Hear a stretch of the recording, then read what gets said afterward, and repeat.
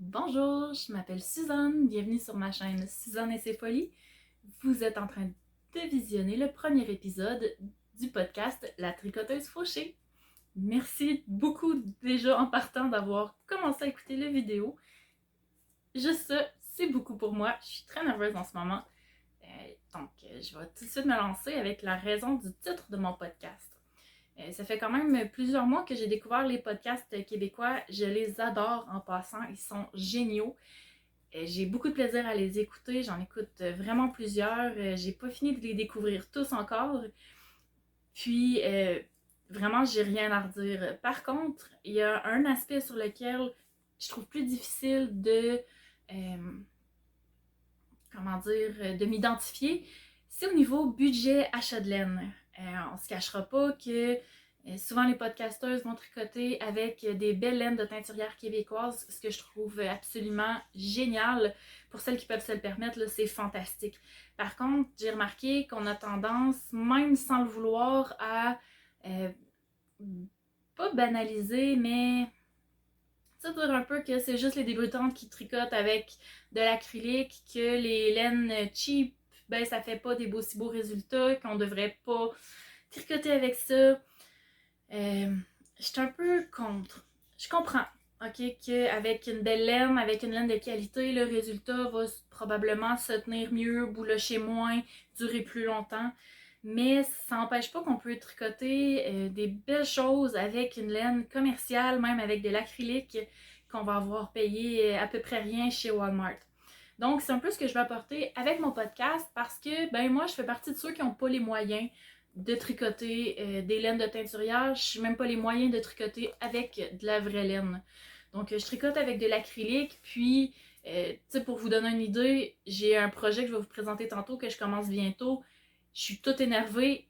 Pour moi, c'est une des meilleures qualités que j'ai achetées, c'est de la Berroco Vintage. Fait qu'on s'entend que par rapport aux autres podcasteuses, pour eux autres, c'est de la laine cheap. Pour moi, c'est ma qualité. Fait que c'est un peu ce que je veux faire avec mon podcast de la tricoteuse fauchée. C'est un peu de démocratiser le tricotage à l'acrylique parce que c'est pas vrai qu'il y a juste les débutantes qui tricotent avec ça. Je suis loin d'être débutante, ça fait plusieurs années que je tricote. Je tricote beaucoup de choses, des belles choses, mais pas avec de la laine, avec du plastique. Fait que c'est un peu ça. Si vous êtes encore là, écoutez, j'espère que mon podcast va vous plaire. Commençons de ce pas. J'ai mon petit cahier avec les informations que je veux vérifier, pas vérifier, mais discuter avec vous aujourd'hui. Puis en espérant que ça va répondre autant à votre besoin que ça va répondre au mien. Ça ressemble à ça. Et je vais vous présenter, écoutez, je peux pas redéfinir comment les podcasts québécois sont faits. Je veux pas réinventer la roue, je veux pas. Tu sais, j'ai pas des meilleures idées que les autres non plus. J'adore comment c'est déjà fait les podcasts. Donc, je vais y aller avec la même formule que les autres. Je vais vous présenter mes objets en cours. Je vais vous présenter mes objets finis parce que ça fait quand même longtemps que je tricote. Puis, j'ai plusieurs projets là-dedans que même si je les ai plus, j'aimerais ça vous les présenter parce que je les trouve très beaux. J'ai été très fière au moment où je les ai faits. Puis, même si c'est fait avec de l'acrylique, c'est beau pareil. Fait que c'est ça. Aujourd'hui, je vais vous présenter mes projets en cours, quelques projets terminés. J'ai un cahier à projets que je veux vous présenter. Je vais vous présenter aussi mon prochain projet que je vais commencer. Puis, ça ressemble à ça. Fait que bienvenue dans l'aventure de la tricoteuse fauchée avec moi. Alors, pour commencer, dans mes projets en cours, j'ai un Twisted Hoodie de Karine Larose de Larose Durand. En fait, c'est un demi-projet en cours parce que le hoodie comme tel, je l'ai fait il y a 2 ans. Je l'ai porté en tunique pendant 2 ans. Donc, les manches sont encore sur les aiguilles. On voit la belle tunique là. Excusez-moi, je peux pas me reculer bien plus que ça en ce moment. J'avais le goût de tourner mon podcast, j'avais pas le goût de réaménager ma pièce. Ça va être fait peut-être un jour. Sinon, ben, en attendant, si vous voulez des meilleures photos, je les ai toutes sur mon Ravelry, que je vous ai pas présenté d'ailleurs. Vous pouvez me suivre sur les réseaux sociaux. Sur Facebook, sur Instagram, c'est le même nom, Suzanne et ses folies. Sur Ravelry, ben, ils ne voulaient pas prendre un nom aussi long, donc c'est Su et ses folies. Vous trouverez tout ça en description sous la vidéo. Je vais essayer aussi d'éditer la vidéo pour le marquer ici maintenant ou dans ce sens-là. De le marquer dans la vidéo pour que vous le voyez là, en visuel. Donc, Suzanne et ses folies sur Facebook, Instagram, Su et ses folies sur Ravelry. Mes projets sont tous à jour, à quelques jours près. Là. Donc, si vous voulez voir tout ce que j'ai fait, c'est tout là depuis le début que je tricote sérieusement. Avant ça, j'avais fait des pantoufles, des trucs avec des trous, rien de ben intéressant. Ça fait... Ah, j'ai commencé à tricoter, pour vrai, j'avais 16 ans. Mon premier projet, je l'ai fait pendant un échange étudiant en Europe, puis que j'ai défait finalement l'année passée ou il y a 2 ans peut-être. Puis je me suis fait un tapis avec parce que c'était pas beau au départ le poncho que j'avais fait. Mais j'ai commencé à tricoter à 16 ans, j'ai maintenant 28 ans. Donc ça fait 12 ans que je tricote, mais je tricote plus sérieusement depuis 2016. C'est vraiment l'année où j'ai réalisé que je détestais tricoter des satanées pantoufles en épis de maïs. Sérieusement, celles qui en tricotent encore, je vous lève mon chapeau. Vous êtes mes héroïnes. J'haïs faire ça du plus profond de mon être. Je préfère tricoter n'importe quoi d'autre que ça. Fait que voilà, c'est dit, mais à culpa à ceux que ça peut offenser.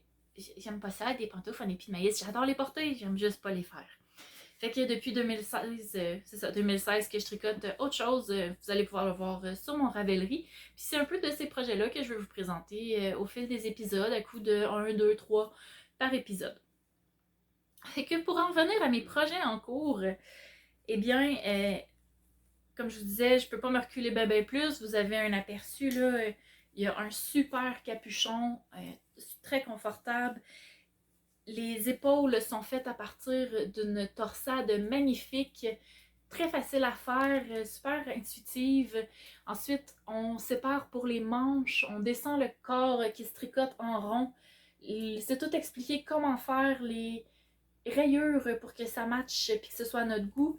Ensuite, ils nous disent à quel endroit on peut arrêter pour faire la bordure finale ou à quel endroit on peut continuer. Moi, dans mon cas, j'ai fait une tunique assez longue là, pour porter avec un legging.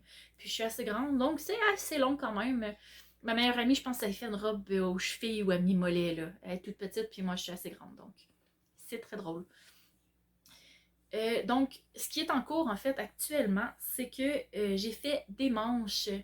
Donc, comme je vous disais, je l'ai porté en tunique pendant 2 ans. Puis, depuis que je l'ai fait, en fait, que je procrastine à faire les manches de cette tunique-là. Donc, c'est des manches que j'ai faites les deux en même temps.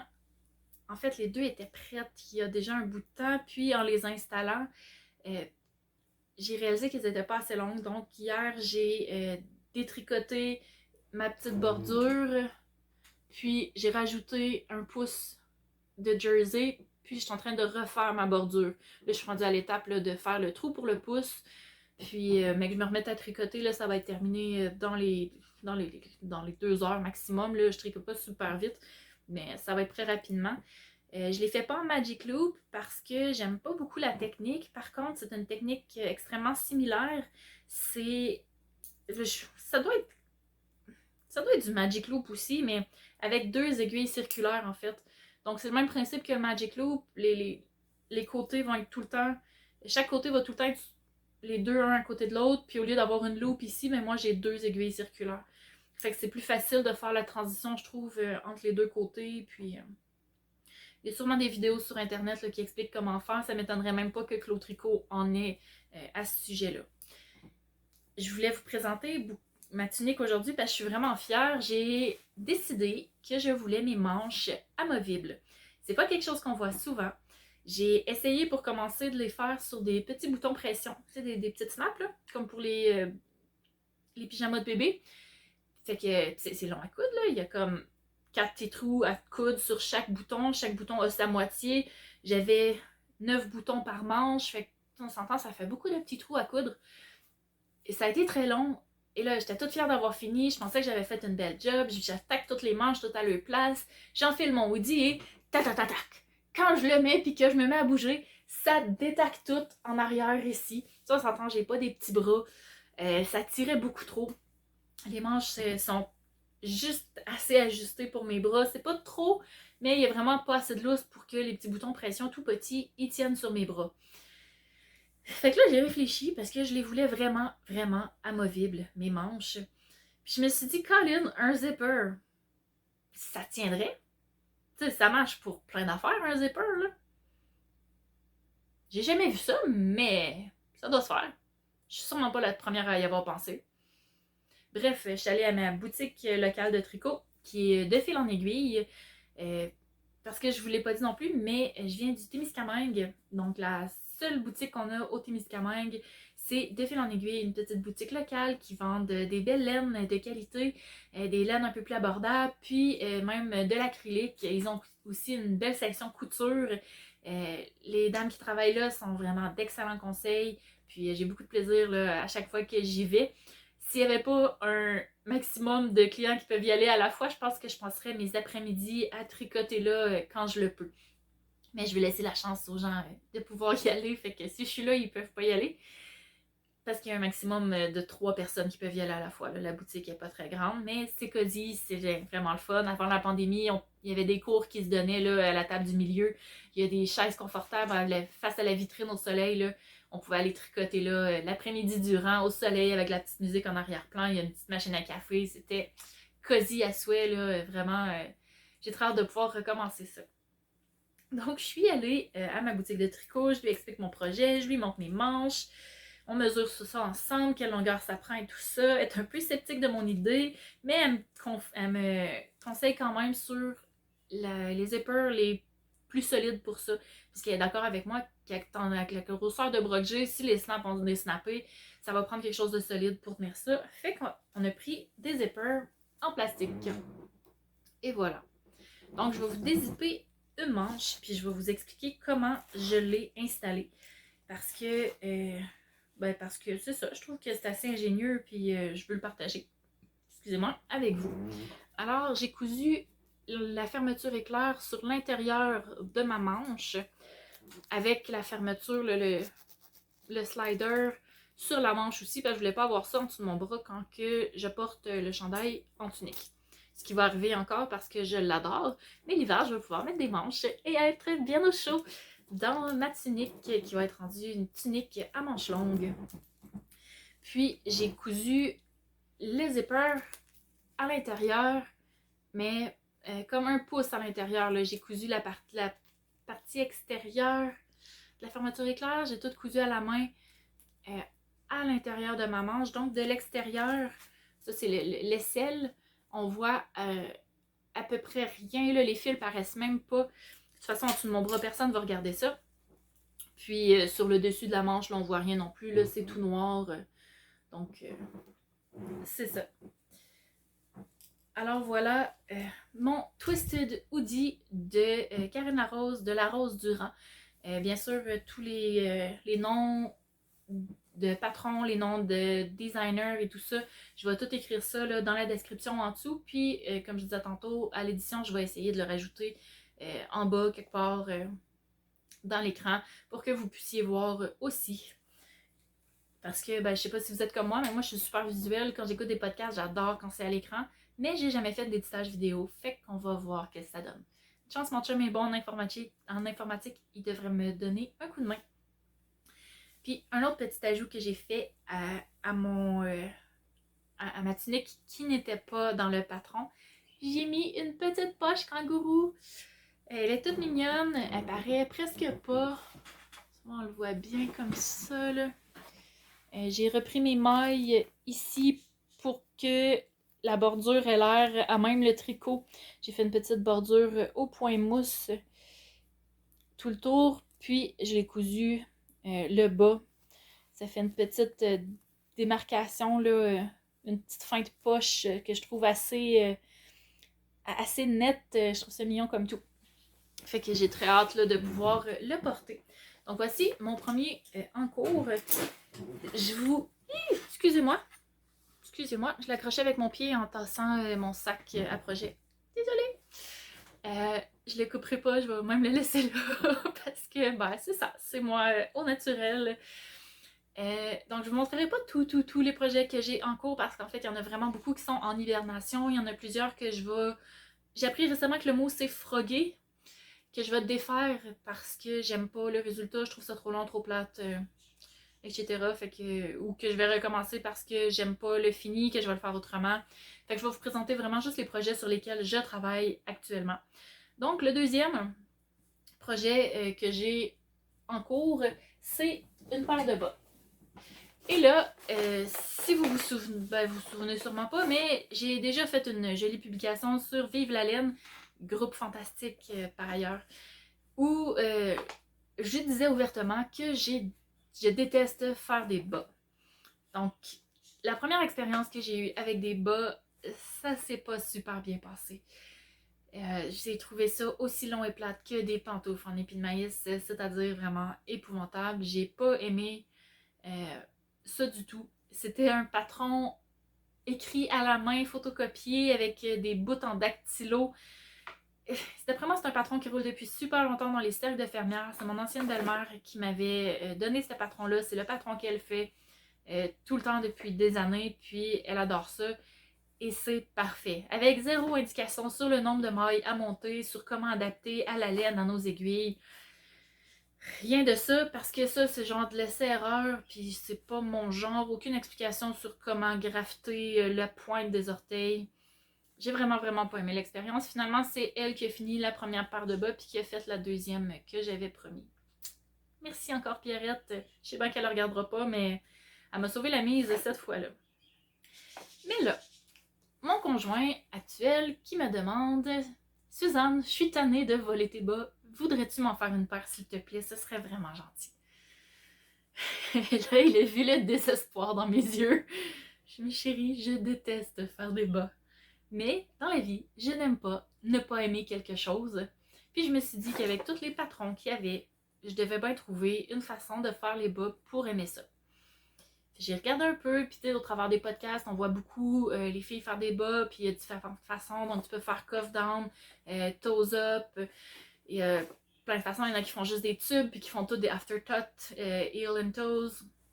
Désolée, mes anglicismes, j'écoute beaucoup la télé en anglais. Je suis vraiment pas bilingue, mais des fois je parle un petit peu mes mots français, ce qui est épouvantable parce que je suis loin d'être bilingue, j'ai de la misère à parler anglais dans une conversation, je le comprends très bien par exemple, mais je perds mon français quand j'écoute trop la télé en anglais. Fait que, des fois les expressions anglaises sortent. Si c'est quelque chose qui vous dérange, dites-le moi en commentaire, je vais essayer de m'améliorer là-dessus. Sinon, ben écoutez, tant mieux, je vais essayer fort le plus que je peux de dire les termes en français. Donc, tout ça pour dire que quand mon conjoint m'a demandé des bas, je lui ai dit ok, mais j'ai tel projet à faire avant, c'est-à-dire vraiment beaucoup.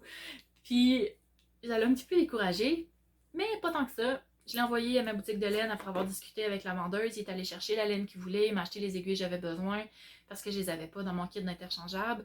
D'ailleurs, au niveau de mon kit d'interchangeable, j'ai un kit Knitpicks qui pour moi était une très grosse amélioration du kit d'interchangeable du Michaels que j'avais avant. Michaels qu'on n'a pas ici en région, mais que ma belle-mère, mon ancienne belle-mère avait réussi à me faire parvenir là, pour mon anniversaire une année. J'ai adoré ce premier kit-là, mais plus que je tricotais, plus que je trouvais les aiguilles raides. Donc, quand j'ai eu la chance, puis je me suis acheté un kit de Knitpicks, ça l'a révolutionné le tricot. Je me suis remis à aimer ça. J'ai pu apprendre le Magic Loop aussi, faire des trucs avec les différents câbles plus petits qui sont assez lousses, assez souples et tout ça. Donc, si vous aimez votre kit circulaire du Michaels, c'est parfait. Tant que vous aimez votre kit, c'est vraiment ça l'idéal. Ça donne... Pas que ça donne rien d'investir. C'est pas ça que je dis. Oui, c'est le fun, un kit à 200$. Les Chiago ont l'air d'aller tellement bien. Mais c'est pas dans tous les budgets. Puis même si c'est vraiment le fun de tricoter, puis même si on aime ça avoir les outils les plus de luxe, on peut pas tout le temps se le permettre. Donc, c'est ça. J'ai un kit de Knitpicks et je suis particulièrement fière de l'avoir. Je l'adore. Je le trouve magnifique avec les belles aiguilles multicolores là, en bois. C'est vraiment à mon goût. Donc, j'ai envoyé mon conjoint chercher de la laine et des aiguilles à la boutique de fil en aiguille qui lui ont bien conseillé pour la laine et tout ça.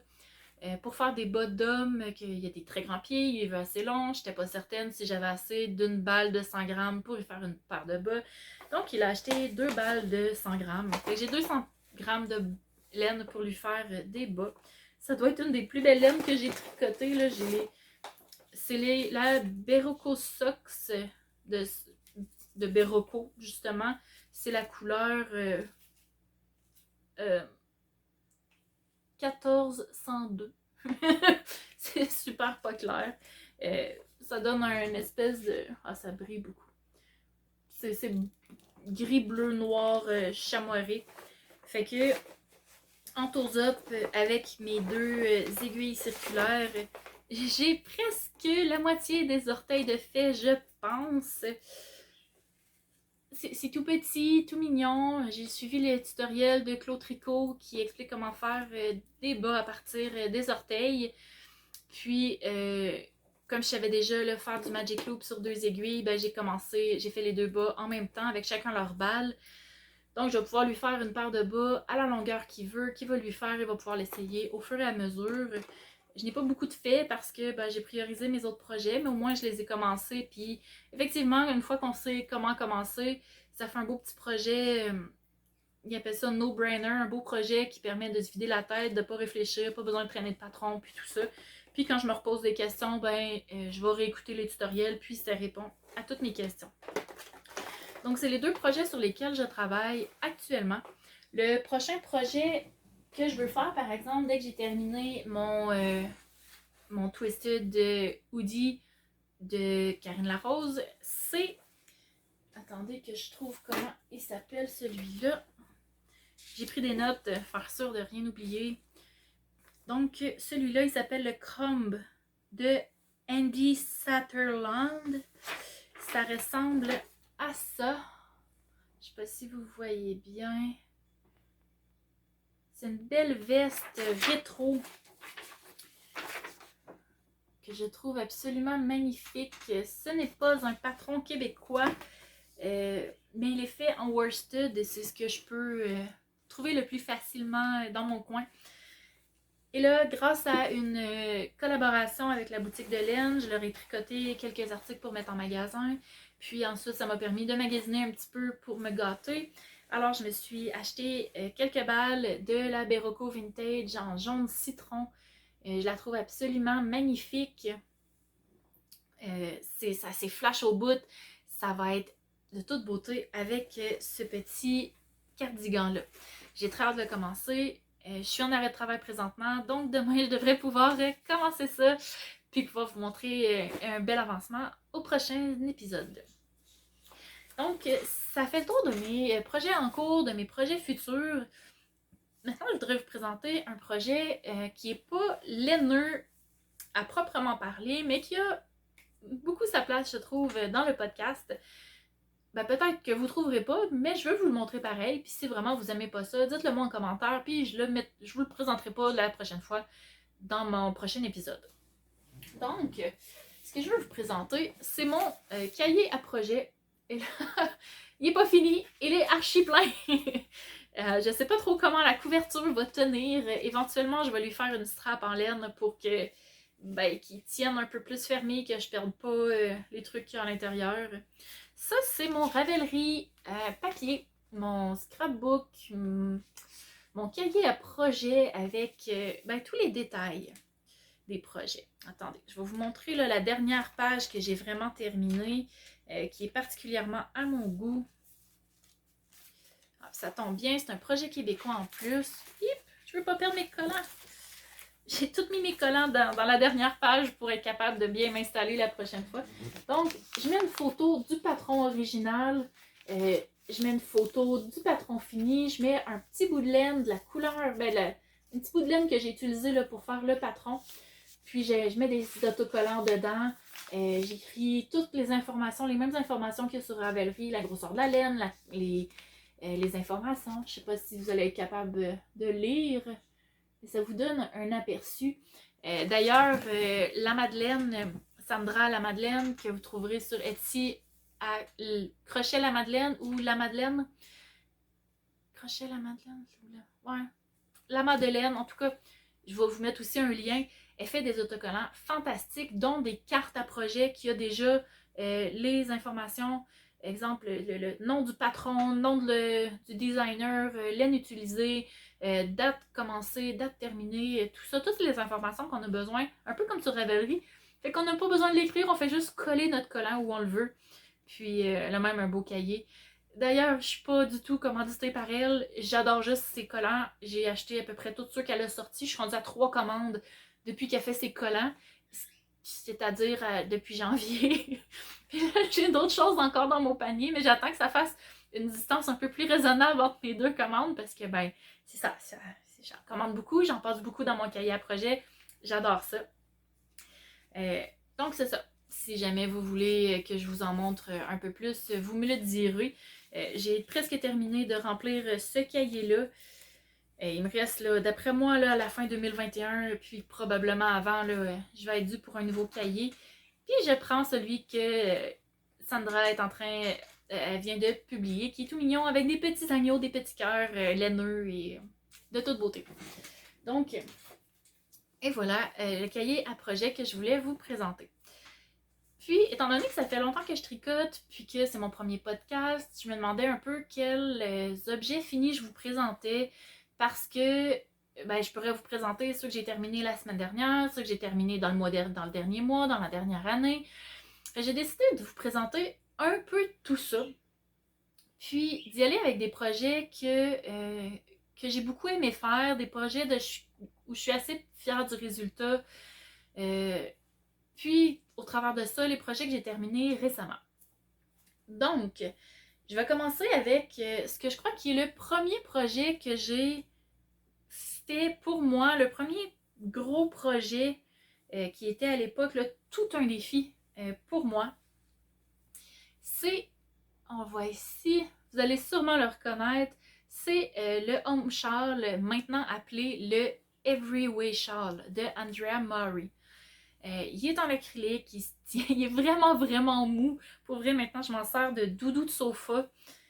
J'ai jamais réussi là, à le mettre au travers de mon cou avec mon manteau puis tout ça. Mon manteau doit prendre trop de place, c'est trop volumineux. Je sais pas exactement. Excusez-moi, j'ai tout perdu dans les yeux. Et voilà. Excusez-moi encore. Donc, des boutons en bois qui sont finalement trop petits un petit peu parce que je devais tricoter très large, puis ça glisse dans les trous. Mais c'est un des premiers projets complexes que j'ai fait. Puis, j'en suis très fière encore. J'ai trouvé interminable la section du milieu avant d'arriver aux boutonnières. Puis, rendu aux boutonnières, c'était tout aussi long finalement. J'étais découragée. Mais ça m'a pas découragée tant que ça parce que depuis ce premier-là, en tout, je suis rendue à 6. Ouais, c'est 6 home shawl que j'ai fait. Excusez-moi, every way shawl. Ma mère en voulait un, ma belle-mère en voulait un, ma tante voulait en offrir un à sa sœur. Ensuite, j'en ai fait un à ma meilleure amie, j'en ai fait un autre pour échanger contre un service. Bref, j'en ai 6 à mon actif. Vous les trouverez tous sur Ravelry.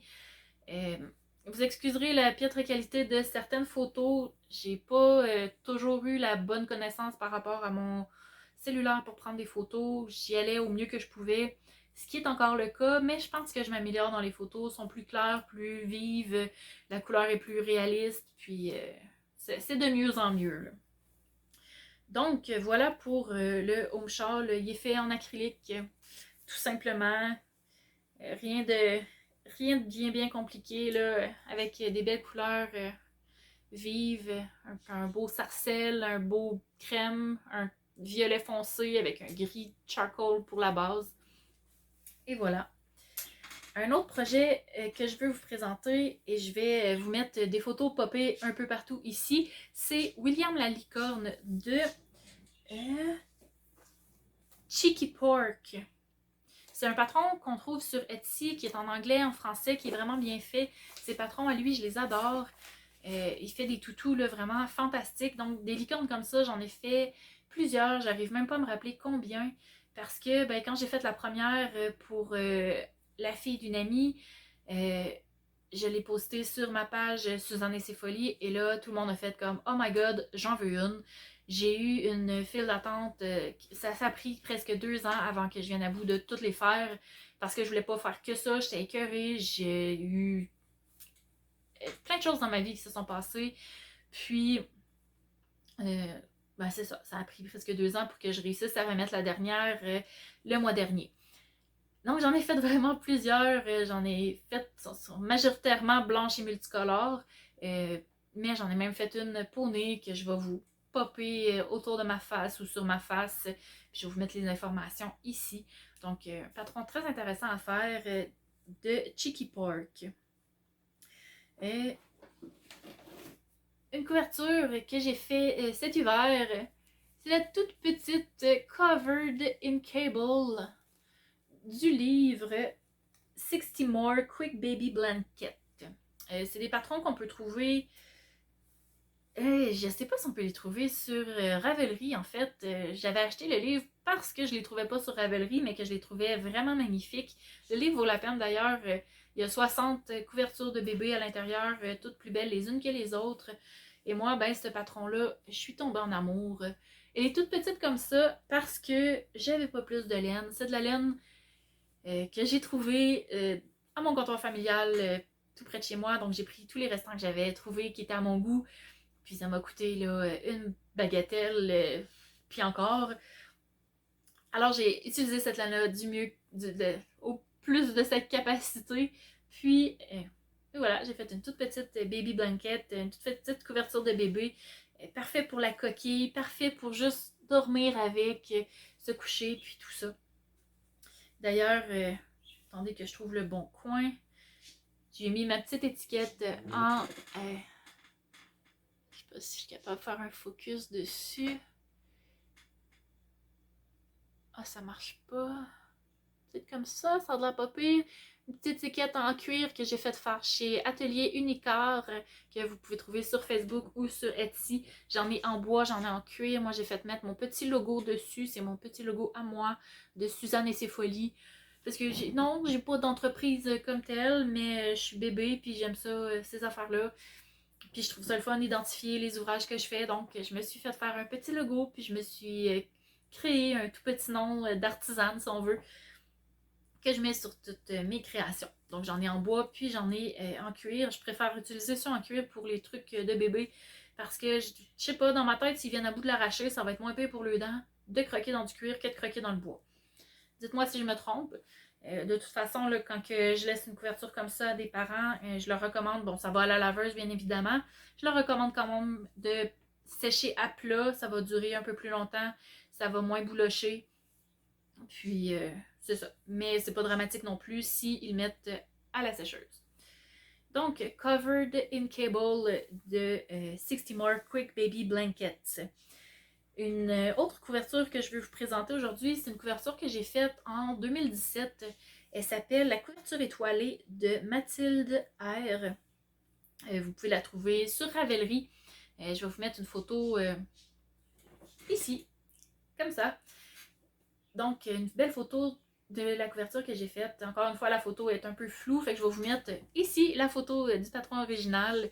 C'est une belle couverture avec des étoiles dessus, toute faite avec des mailles en verre, donc très simple à faire, mais qui donne un résultat époustouflant là, une fois terminé, puis placé. Encore là, en acrylique, mais j'étais vraiment fière du résultat. Je sais que c'est une couverture que l'enfant utilise encore aujourd'hui, même s'il est rendu là, à 4 ans, quelque chose comme ça.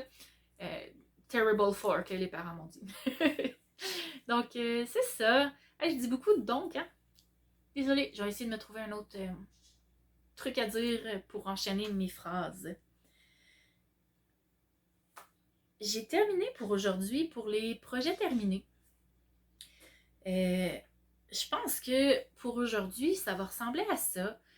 S'il y a des choses que vous aimeriez voir, des questions que vous avez par rapport au projet que j'ai fait, ce que je vous ai montré, si vous avez des commentaires, des questions, des roches à lancer, c'est le temps, sous les commentaires, je vais répondre à tout le monde. Vous pouvez me suivre sur Facebook, sur Instagram, sur Ravelry. Sur Facebook puis Instagram, là, vous allez voir, c'est la même affaire que j'ai mis aux deux endroits. Je suis pas super active sur les réseaux sociaux, mais tous mes projets finis sont mis sur Ravelry sur Ravelry, sur Facebook et Instagram. Donc, je vous rappelle que les informations vont être en dessous, sous la description.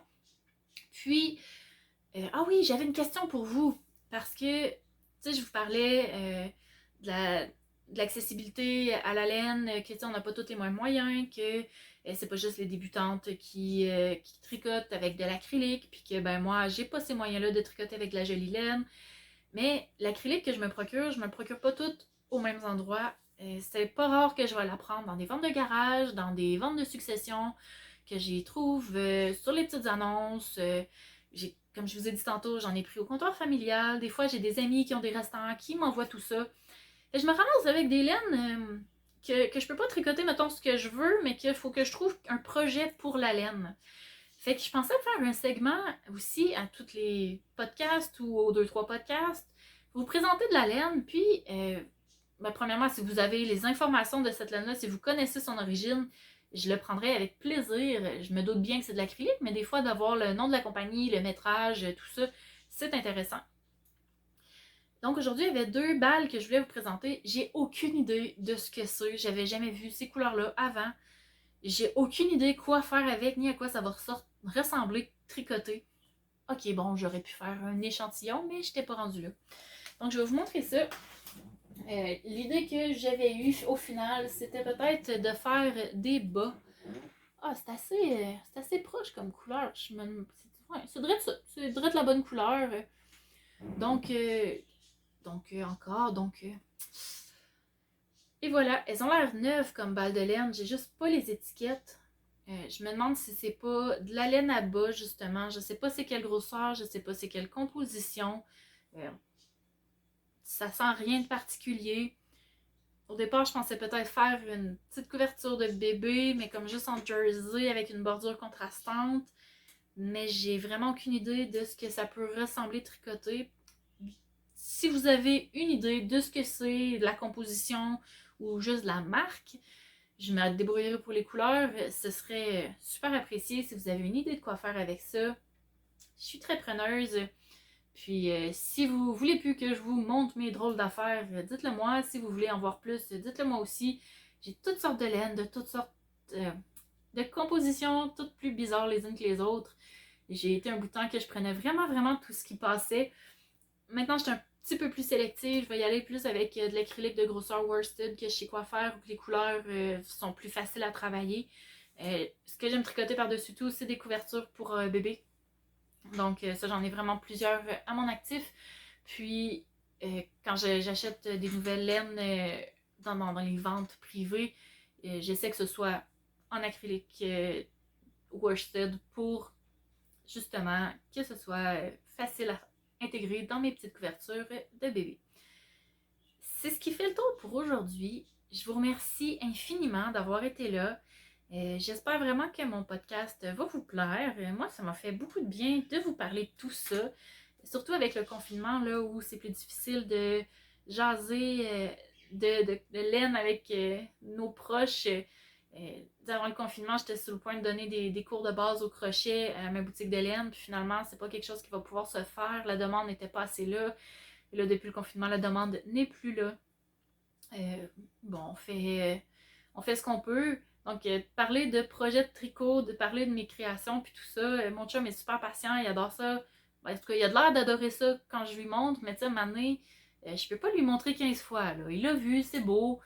Tu sais, même moi, je me tente de présenter mes choses aux mêmes personnes. Donc, je me dis que si moi, j'aime écouter ça dans les podcasts des autres, ben, peut-être que les autres vont aimer écouter ça dans mon podcast.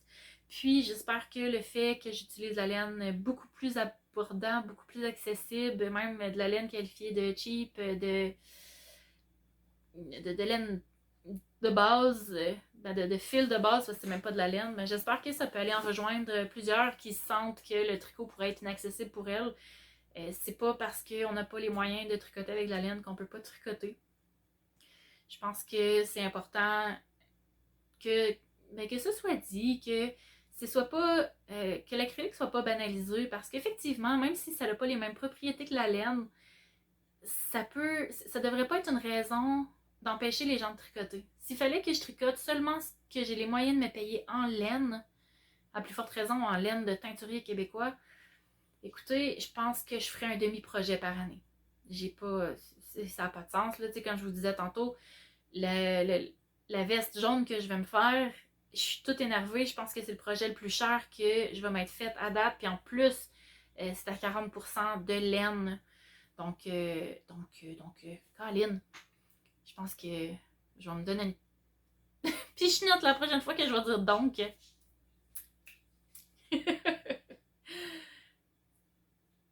C'est le projet le plus cher que je me paye en ce moment. Je suis très fière de ça. Ça m'empêchera pas de retricoter des choses en acrylique.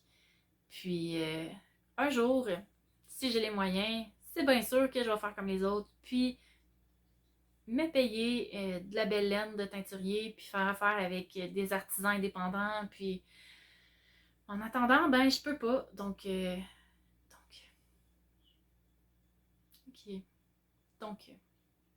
Je peux pas. Je vais continuer de faire affaire avec ma petite boutique locale, puis avec mon petit magasin grande surface, tout petit art qu'on a avec les tablettes vides. Puis de temps en temps, je commande aussi en ligne quand j'ai besoin de laine en particulier, d'une couleur que j'ai pas ici, d'une grosseur que j'ai pas ici. Ben, je vais commander en ligne sur différents sites. Je regarde ce qui va me coûter moins cher, ce qui est le plus à mon goût et tout ça. Alors voilà, merci de m'avoir écouté. Désolée pour mes donc.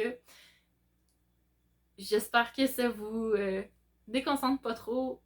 Je vais travailler fort pour m'améliorer la prochaine fois. J'ai beaucoup apprécié être avec vous aujourd'hui.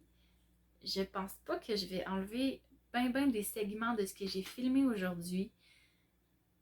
Je crois que je vais garder ça tel quel avec les drôles de faces que je peux faire des fois, avec les donc, avec mes réactions suite aux donc. Et puis, vous me direz si la prochaine fois, je devrais couper ça puis mettre ça en bloopers. Ou si ça vous va comme ça. Je suis un peu spontanée des fois. C'est ça. Dites-moi ce que vous en pensez. J'aimerais vraiment avoir votre avis. Est-ce qu'il y a des choses que je peux améliorer? Est-ce qu'il y a des choses que vous aimeriez savoir? Est-ce que la formule vous semble bonne? Bref, dites-moi vos commentaires en bas. Je vais vous lire avec attention. Je vais vous répondre avec plaisir. Puis on se revoit dans un prochain épisode qui, j'espère, devrait être d'ici un mois. Donc, je vous souhaite une excellente fin de journée, guys, et à bientôt!